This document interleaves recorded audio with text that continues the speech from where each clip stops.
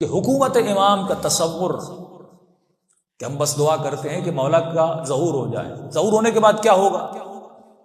حکومت مہدی، جس کو ہم نظام ولایت کہتے ہیں، کہ ایک ولایت کا نظام آئے گا، ایک ایسا نظام جسے ہم نظام الہی کہتے ہیں۔ اب تک نظام ولایت یعنی امام زمانہ کی حکومت اب تک تو قائم نہیں ہوئی، تو ہمیں کیا کرنا چاہیے؟ ہم اوپر کی لیول کا نظام تو نہیں لا سکتے، لیکن کم از کم اس نظام ولایت کو بیٹھ کر سوچیں کہ جب امام زمانہ آئیں گے تو امام زمانہ کی حکومت میں کیسا نظام ہوگا، کیسی مینجمنٹ ہوگی۔ مثلاً اگر آپ کے یہاں پارلیمنٹ ہے، آپ کے یہاں ہیلتھ کا ادارہ ہے، آپ کے مختلف ادارے ہیں، تو امام زمانہ جب آئیں گے یہ ادارے کیسے چلیں گے؟ یہ نظام کیسے چلے گا؟ یہ نظام ایسا ہوگا جس میں جوان گناہ میں نہیں پڑے گا، یہ نظام ایسا ہوگا جس میں خاتون کی عزت بچے گی، اس کی عفت بچے گی، اس کا حیا بچے گا، اس خاتون کی عزت کو کوئی پامال نہیں کرے گا۔ یہ نظام ایسا ہوگا جس میں چوری نہیں ہوگی، یہ نظام ایسا ہوگا جس میں قتل و غارت نہیں ہوگی، یہ نظام ایسا ہوگا جس میں فقر و فاقہ نہیں ہوگا۔ اب اس نظام کو بنانے کے لیے ہم کیا کریں؟ ہم محنت کریں کہ اگر امام کا ظہور ہوا بھی نہیں ہے، کم از کم اس نظام کے چند یونٹس ہم خود قائم کریں، خود ہی قائم کر اپنی سوسائٹی میں ایک یونٹ بنائیں۔ مثلا مراجع فرماتے ہیں حساس موضوع ہے کہ خواتین جب بیمار پڑ جاتی ہیں تو مرد ڈاکٹر کو دکھانا حرام ہے، شرعاً حرام ہے، اور یہ بہانہ کہ قبلہ وہ ڈاکٹر اچھا ہے کر نہیں۔ اگر آپ کو پتا ہے کہ پنڈی میں کوئی خاتون ڈاکٹر ہے تو آپ پر واجب بیوی کو اتنا دور لے جائیں، کیونکہ عورت کے اندر عفت و حیا ہے، جب نامحرم اسے ہاتھ لگائے گا اس کی عفت خدشدار ہو جاتی ہے۔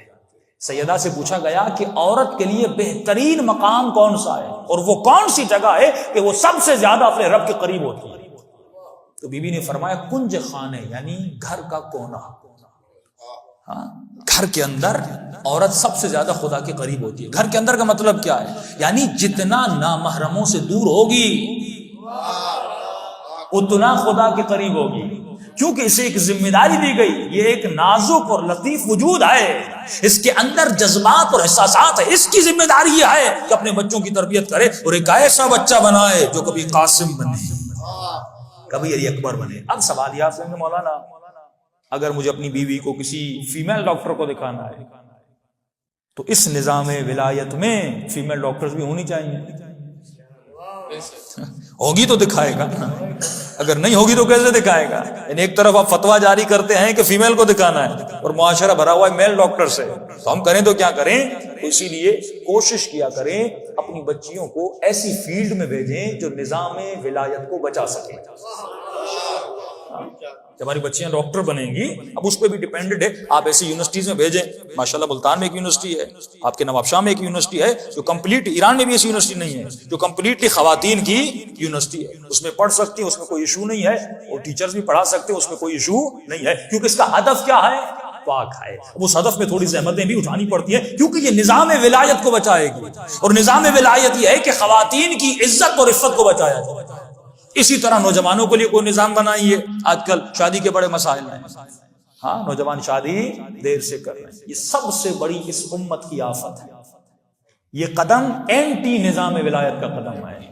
امام کے نظام میں یہ نہیں ہوگا، کیونکہ مولا جادو کی چھڑی تو نہیں چلائیں گے، یعنی ایک ایسی کہ مولانا ورد بتائیں۔ ایک مومن نے مجھے خط لکھا، مولانا کوئی ایسا ورد بتائیں، میں نے شادی نہیں کی ہے، میں گناہ اور شہوت سے بچ جاؤں۔